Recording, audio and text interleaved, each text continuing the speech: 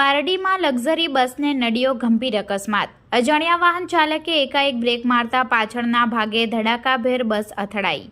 સુરતથી વાપી થઈ અહેમદનગર જઈ રહેલ બસમાં સવાર મુસાફરો પૈકી 5 થી વધુ મુસાફરોને ઈજા પહોંચી હતી।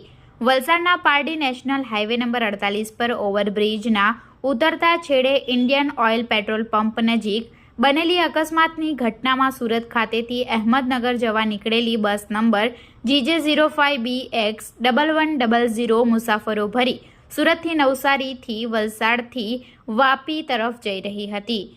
જે દરમિયાન પારડીના દમણી-જાપા બ્રિજ ઉતરતા છેડે આગળ ચાલી રહેલા કોઈક અજાણ્યા વાહને એકાએક બ્રેક મારતા મુસાફરો ભરેલી બસ ટ્રકના પાછળના ભાગે ધડાકાભેર અથડાઈ હતી અને ઘટના બનતાની સાથે જ અજાણ્યો વાહન ચાલક ઘટના સ્થળેથી ફરાર થઈ ગયો હતો। જો કે સમગ્ર મામલે આસપાસના રાહદારીઓ તથા પેટ્રોલ પંપના કર્મચારીઓ તાત્કાલિક બસમાં સવાર લોકોની મદદે દોડી આવ્યા હતા અને સમગ્ર ઘટનાની જાણ પારડી પોલીસની ટીમ તથા પારડી 108 એમ્બ્યુલન્સની ટીમને કરાઈ હતી। ઘટનાની જાણ થતાની સાથે જ પોલીસ તથા 108 એમ્બ્યુલન્સની ટીમ ઘટના સ્થળે દોડી આવી હતી અને ઈજાગ્રસ્ત મુસાફરોને એમ્બ્યુલન્સ મારફતે વલસાડની સિવિલ તથા અન્ય ખાનગી હોસ્પિટલમાં ખસેડવામાં આવ્યા હતા।